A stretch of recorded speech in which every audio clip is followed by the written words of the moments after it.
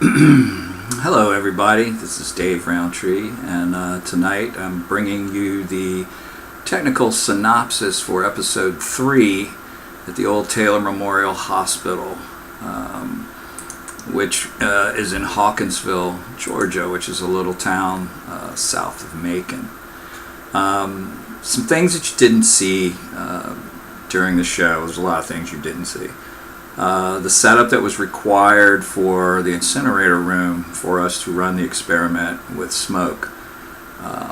That required us to seal the room completely so that there were no drafts whatsoever to come through the room. If you noticed, if you remember the dialogue, we all actually did feel a cold draft come through when we were starting to set up the experiment to run it.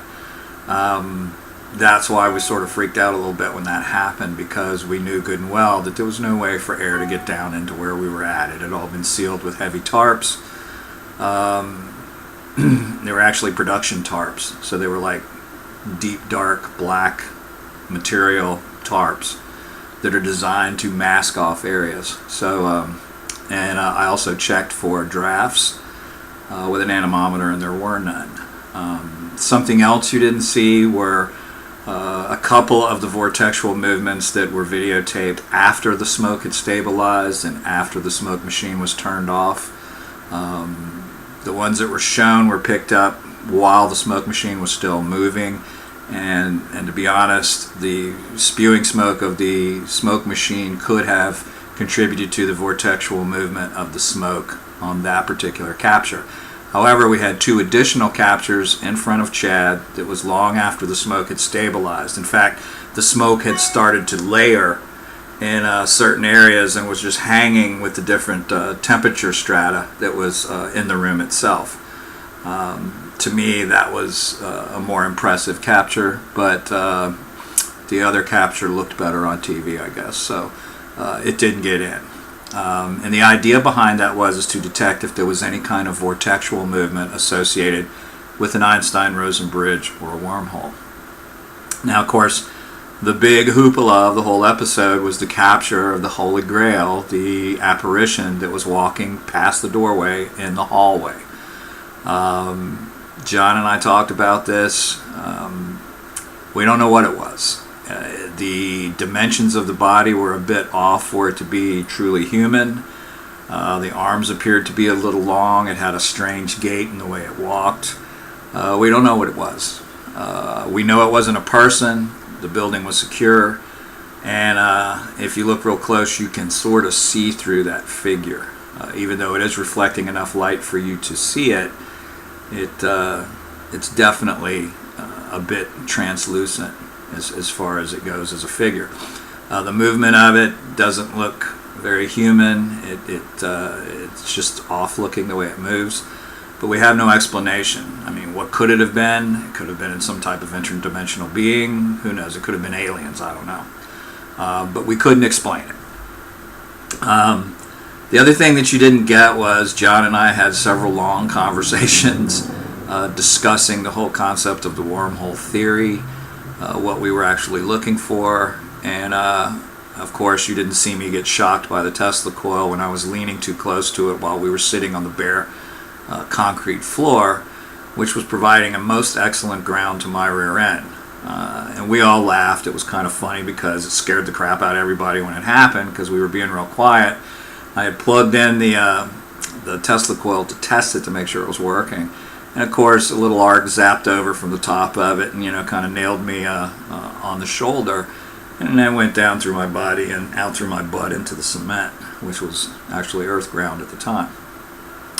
But one of the things I get a lot of questions is, how can this wormhole form and bring things into our reality, from wherever this alternative reality is where ghosts go. So I'm going to try to do a little common sense visualization here, and I'm going to use these clear cups to do so.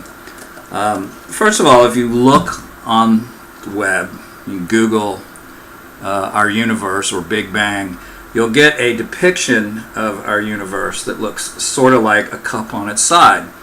And this end of it, the small end, is where the singularity occurred or the Big Bang occurred. And then this area out here is where the universe is expanding continually out from this point.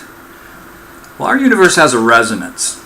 And when that singularity occurred, what if we weren't the only universe created? What if multiple universes blossom from that event?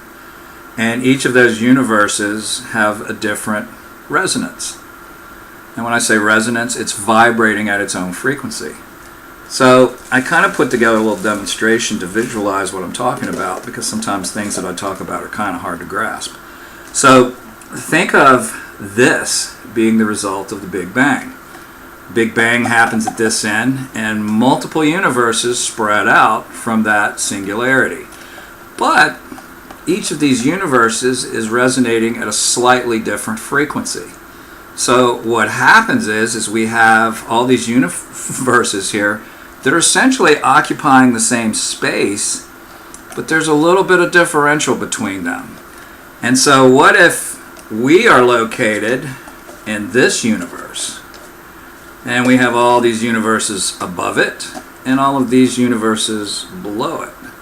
Well, if you look at it in that way, think of these bottom universes having a lower resonance than these universes up here, which have a higher resonance. And we're right here in the middle, that cup there. So the potential is, if a wormhole is the secret to how our consciousness enters into our mother's womb and into the fetus before we're born, and when we die it utilizes a wormhole to go back to where we came from, then obviously we're going to go to a different cup. Now this wormhole can connect our center cup, and ideally we want to go to the next cup up because that's more positive or a higher resonance.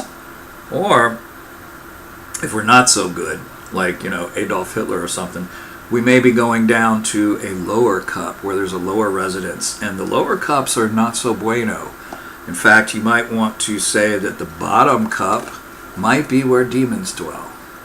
Now, we don't know any of this for certain. This is a theory, and the theory is based on the mechanics of wormhole formation. But it would offer an explanation about where John may have went when he died. He went to an area that may not have been the bottom cup, but it may have been the next cup down from our cup, kind of a waiting area where nothing was going on, where he was utterly alone. But anyway, that's the visualization of the multi-universe theory from a single singularity, from a single Big Bang, which created different, let's call them harmonic universes that emerged from the singularity that created our universe. Okay, so that's pretty much it for tonight. The big evidence, of course, was the capture. And it's got a lot of people all woo-wooing about it, and it's got a lot of people hating about it, and that's fine. We're just trying to find the answers. We're trying to look to see what we can find. John was very pleased because he had actually, I don't believe, ever seen a full-bodied apparition before, so it was pretty exciting for him. Chad, of course, maybe we're lucky that he didn't see the full-body apparition. Who knows, he may still be in the hospital if that would have occurred. So anyway, that's the tech synopsis for tonight. Tune in Thursday this week. We've moved to a new day, and we have our own, I think, our own time slot now, which is a good sign. And watch Ghost Stalkers episode 4, which will really blow your mind.